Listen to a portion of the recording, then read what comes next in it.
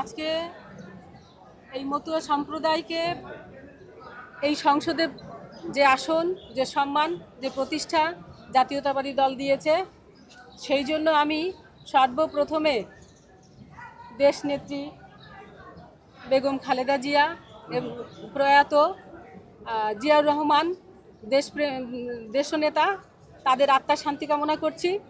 সাথে সাথে জাতীয়তাবাদী দলের মির্জা ফখরুল ইসলাম আলমগীর, একজন সৈনিক, লড়াকু সৈনিক মহাসচিব, এবং আমাদের যথাযোগ্য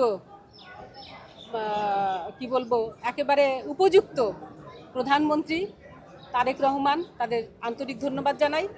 আর আজকে মতুয়াদের পক্ষ থেকে শুধু আমি নই, আমি মনে করি এই মতুয়ারাই সংসদে বসেছে, এবং এই সমস্ত মতুয়া সনাতনীরা আমরা যাতে এতদিন পর্যন্ত যে বঞ্চিত ছিলাম, আমাদের অনিরাপত্তায় ভুগতাম, এই নিরাপত্তার একটা বেষ্টনী বলয়ের মধ্যে আমরা ভবিষ্যতে পথ চলতে পারবো, নিশ্চিন্তে ঘুমাতে পারবো যে আমাদের একজন শক্তিশালী অভিভাবক আছে, সরকার আছে, যারা আমাদেরকে নিরাপত্তা দিবে এবং সনাতনীদের নিরাপত্তার জন্য আইন সৃষ্টি করবে এবং অধিকার দেবে।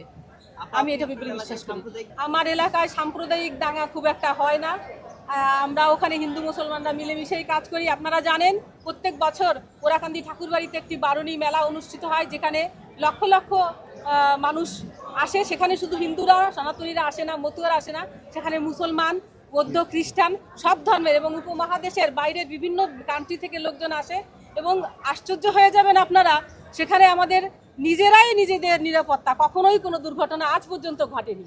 হ্যাঁ, বিতর্কের জায়গা তো অবশ্যই আছে, কারণ গোপালগঞ্জ জেলা, সেখান থেকে আজকে আমাকে জাতীয়তাবাদী দল এখানে হাত ধরে এনেছেন। মতুয়া বহুজন ঐক্য সমাজ যে জোট, সেই জোটের হাত ধরেই আমার এই রাজনৈতিক পথ চলা শুরু। আর আমাদের সেই চিন্তন মননশীলতায় আমার সেক্রেটারি, আমার এই সভাপতি, তারপরে আমার যে সমস্ত কর্মীরা আছে, এদের যে অবদান আর আমাদের যে স্বীকৃতি জাতীয়তাবাদী দল দিয়েছে, এটা আমরা চিরকৃতজ্ঞতার সহিত সবসময় স্মরণ রাখবো। এবং সমস্ত বাংলাদেশের মানুষের জন্য, শুধু যে আমি গোপালগঞ্জের জন্য হয়ে কাজ করব এমনটি নয়, আমি সবার জন্যই, সমস্ত সম্প্রদায়ের লোকের জন্য, হিন্দু, মুসলমান, বৌদ্ধ, খ্রিস্টান সবার জন্য কিছুটা হলেও পবিত্রতার সাথে, সততার সাথে এই দায়িত্ব পালন করতে চাই। এই মুহূর্তে যে স্থানে আছি, এই পুণ্যভূমিতে দাঁড়িয়ে এই উত্তরটা আমি দিতে চাচ্ছি না। আপনারা সবই জানেন, এমন না যে আপনারা জানেন না। আজকে আমি আবারও বলছি, যেখানে অবমূল্যায়ন হয়েছে, যেখানে আমাদের অমর্যাদা হয়েছে, সেখানে থাকার কোনো প্রশ্নই ওঠে না। আপনি একজন ব্যক্তিগত মানুষ হিসেবে নিজেকে প্রশ্ন করে দেখবেন, যেখানে আপনার অমর্যাদা হবে সেখানে কি আপনি থাকবেন? থাকবেন না।